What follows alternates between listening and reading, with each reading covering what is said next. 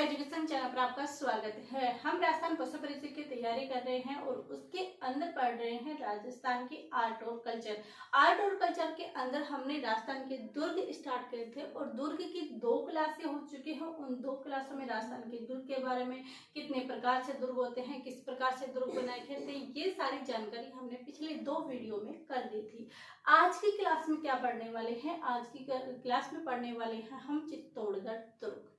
दुर्गों का सिरमौर पढ़ने वाले हैं। वो कौन सा है? चित्तौड़गढ़, जो कि सबसे क्षेत्रफल के आधार पे सबसे बड़े क्षेत्रफल के आधार पे सबसे बड़ा किला है, यानी लगभग 305 हेक्टेयर के अंदर फैला हुआ है, मेसा के पठार पर स्थित है। तो ये सारी बातें हम जानेंगे नोट डाउन करते हुए, और साथ ही इनको नोट डाउन करते करते भी बोल के लिखिए, ताकि क्या हो कि आपको क्लास में भी याद हो जाए। हम सारे फैक्ट लिखेंगे, इस किले में ये स्थित था, ये स्थित था, बल्कि पूरी लैंग्वेज यहाँ पर हम लिखने वाले नहीं है।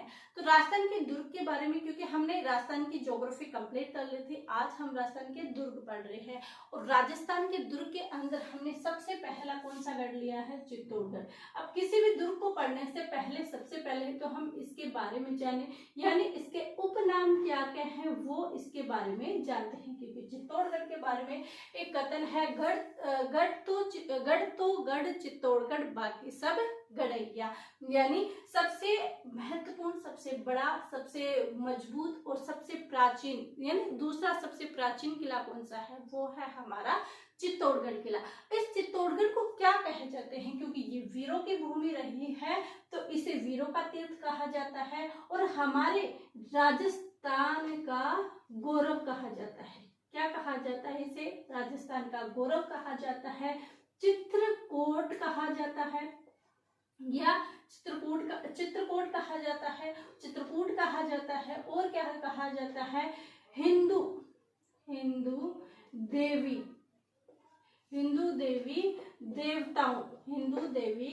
देवताओं का अजायब घर, हिंदू देवताओं का अजायब घर कहा जाता है। वीरों का तीर्थ कहा जाता है, वीरों का तीर्थ किसको कहा जाता है? ये किसके नाम लिख रहे हैं हम चित्तौड़गढ़ के नाम लिख रहे हैं कि इसको क्या क्या कहा जाता है और क्या कहा जाता है। मैंने आपको बोला कि सभी किलों का सिरमौर, क्या किलों का सिरमौर वो कौन से दुर्ग को कहा जाता है? तो वो कहा जाता है हमारे किसको? चित्तौड़गढ़ दुर्ग को कहा जाता है। इसे कहा जाता है दक्षिणी पूर्वी का प्रवेश द्वार, और कहा जाता है मालवा का प्रवेश द्वार। क्या कहा जाता है? मालवा का प्रवेश द्वार। क्योंकि चित्तौड़गढ़ राजस्थान, जैसे हमारे ये राजस्थान उसके दक्षिण में स्थित है, इसलिए इसे क्या कहा जाता है? राजस्थान का दक्षिणी प्रवेश द्वार, राजस्थान का दक्षिणी प्रवेश द्वार कहा जाता है। और मालवा का प्रवेश द्वार कहा जाता है। क्या कहा जाता है? मालवा का प्रवेश द्वार कहा जाता है। किसको कहा जाता है? चित्तौड़गढ़ दुर्ग के बारे में। और बहुत सारे इसके उपनाम है जो इसको चित्तौड़गढ़ को बोला गया है। तो क्या बोला गया है? इस चित्तौड़गढ़ को राजस्थान का गौरव कहा जाता है, वीरों का तीर्थ, हिंदू देवी देवताओं का अजायबघर कहा जाता है, वीरों का किलों का सिरमौर कहा जाता है, राजस्थान का दक्षिणी प्रवेश द्वार और मालवा का प्रवेश द्वार। क्या? राजस्थान का दक्षिणी प्रवेश द्वार क्या कहा जाता है? राजस्थान का दक्षिणी प्रवेश द्वार। दक्षिणी पूर्वी प्रवेश द्वार क्या कहा जाता है? दक्षिणी पूर्वी प्रवेश द्वार कहा जाता है, और मालवा का प्रवेश द्वार कहा जाता है। ये तो हमने चित्तौड़गढ़ के उपनाम जान लिए। क्या जाने? चित्तौड़गढ़। अब जानते हैं कि इसका निर्माण किसने करवाया था। तो इसका निर्माण तो हो गया था 7वीं शताब्दी के अंदर, लेकिन 15वीं शताब्दी में क्या किया हमारे महान शासक थे महाराणा कुंभा जी, उन्होंने क्या किया? इसका पुनर्निर्माण करवाया था, यानी इसको बनवाया था। तो इसका निर्माण किसने करवाया था? इसका जो निर्माण करवाया था वो करवाया था चित्रांग मौर्य ने। किसने करवाया था? चित्रांग मौर्य ने करवाया था। यानी यदि इसे चित्रांग मौर्य कहा जाए, या इसे चित्रांग मौर्य कहा जाए तो इसका निर्माण किसने करवाया था? चित्रांग मौर्य ने कहा जाता है। और यदि एग्जाम में चित्रांग न देकर चित्रांग दे आ जाए तो वो भी इसका सही रहने वाला है। तो इसका जो निर्माण करवाया था वो चित्रांग मौर्य ने करवाया था। और ये मौर्य शासक के थे किसका? वृहद्र का पुत्र था। वृहद्र का क्या था? पुत्र था। उसके बाद 7वीं सदी में इसका निर्माण हो गया था 734 ईस्वी में। बप्पा रावल ने क्या किया? मान मौर्य को पराजित करके, किसको? 1734 ईस्वी में मान मौर्य को पराजित करके किसने जीता इसको? बप्पा रावल ने मान मौर्य को पराजित करे 734 इसमें इसको जीता जाता है बप्पा रावल। और बप्पा रावल का मूल नाम क्या था? काल भोज। क्या नाम था? काल भोज। तो बप्पा रावल के द्वारा क्या किया जाता है? इस दुर्ग का क्या किया जाता है? मान मौर्य यानी जो मौर्य शासक थे उनसे पराजित करके बप्पा रावल ने काल भोज को, बप्पा रावल जिसका मूल नाम कालभोज था, उसके द्वारा क्या किया जाता है? जीत लिया जाता है। अब यदि पूछा जाए कि चित्तौड़गढ़ कौन से पठार पर स्थित है तो पठार आ जाएगा मेसा का पठार। कैसा पठार? मेसा का पठार। कहाँ है? चित्तौड़गढ़, चित्तौड़ के अंदर स्थित है। और यदि पूछा जाए कि ये राजस्थान का दूसरा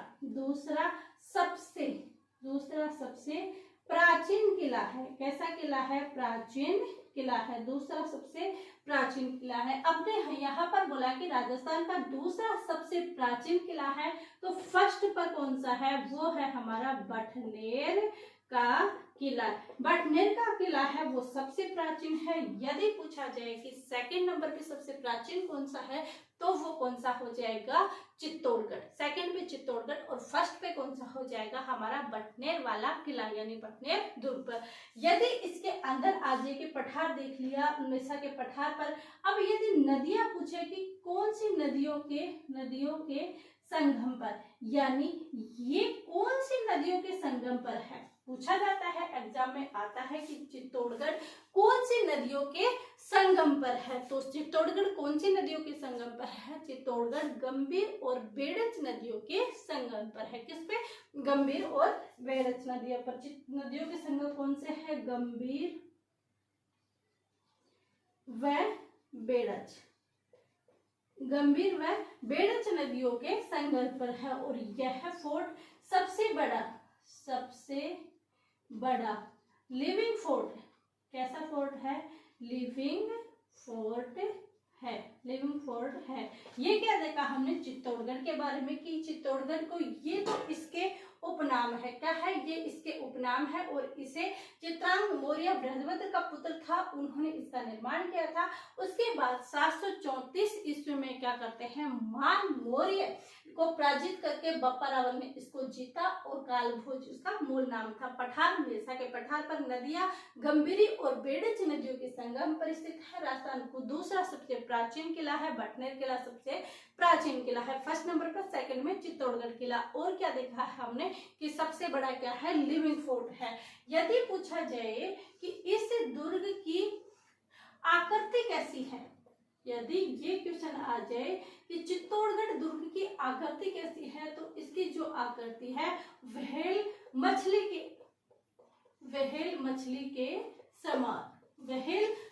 के समान क्या है? इस चित्तौड़गढ़ दुर्ग की आकृति है। यदि क्षेत्रफल के आधार पर देखा जाए तो सबसे बड़ा किला या सबसे बड़ा दुर्ग, सबसे बड़ा किला कितने हेक्टेयर है? लगभग है ये 305 हेक्टेयर। कितने हेक्टेयर पर है? सबसे बड़ा किला है। क्षेत्रफल के आधार पर लगभग कितना है? 305 हेक्टेयर। ये हमने देख लिया कि इसकी आकृति कैसी है? व्हेल मछली के समान है। क्षेत्रफल सबसे बड़ा किला है, 305 हेक्टेयर में फैला हुआ है। और इस दुर्ग यानी इस किले के अंदर क्या की जाती है? खेती की जाती है। खेती की जाती है। खेती की जाती है और 2013 में इसे यूनेस्को विश्व विरासत की धरोहर में शामिल कर लिया था। लेकिन जो यूनेस्को के विश्व धरोहर में शामिल किया था उनको सभी किलों को हम एक साथ पढ़ने वाले हैं, तो एक एक करके यहाँ पर नहीं लिखेंगे, सभी को एक साथ लिखेंगे कौन कौन से दुर्ग हैं जिनको यूनेस्को के विश्व धरोहर के अंदर शामिल किया गया। अब ये कितने यानी ये कितनी लंबाई के अंदर फैला हुआ है, कितनी चौड़ाई पर, यानी ये 8 किलोमीटर लंबाई व 2 किलोमीटर चौड़ाई में फैला हुआ है, चौड़ाई में फैला हुआ है। कितने 8 किलोमीटर लंबाई 2 किलोमीटर चौड़ाई के अंदर फैला हुआ है। ये हमने चित्तौड़गढ़ में जाना, यानी उपनाम और इसकी कुछ विशेषताएं हैं वो आज की क्लास में देखा। कल की क्लास में क्या देखने वाले हैं, इस दुर्ग की जो हिस्ट्री है वो हम कल की क्लास में देखने वाले हैं कि यहाँ पर कब सोलंकियों का शासन रहा, कब यहाँ पर मेवाड़ शासकों का शासन रहा, कब मुंज परमार ने यहाँ पर आक्रमण किया, कब प्रतिहारों का शासन रहा, तो ये सारे कब तक मौर्य वंश ने शासन किया, तो ये सारे हम कल की क्लास में देखने वाले हैं। इसलिए कल की क्लास आप देखना ना भूले।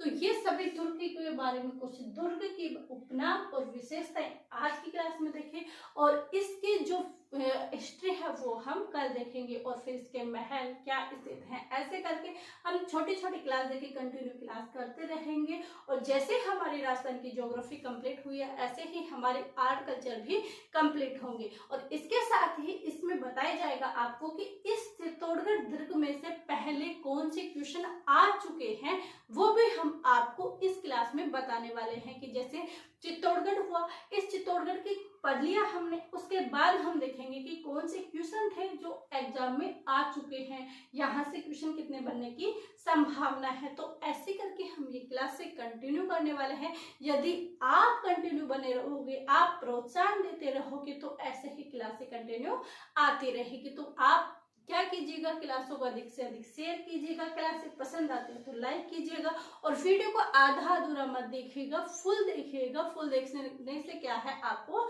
समझ में आने लगेगा कि कुछ भी चीजें एक बार देखने से समझ में नहीं आती, इसलिए अच्छे से आप क्लासेस देखिएगा। और यदि आप नए हो, आपने चैनल को सब्सक्राइब नहीं किया है तो अभी सब्सक्राइब कर दीजिएगा। आप सभी का धन्यवाद, थैंक यू।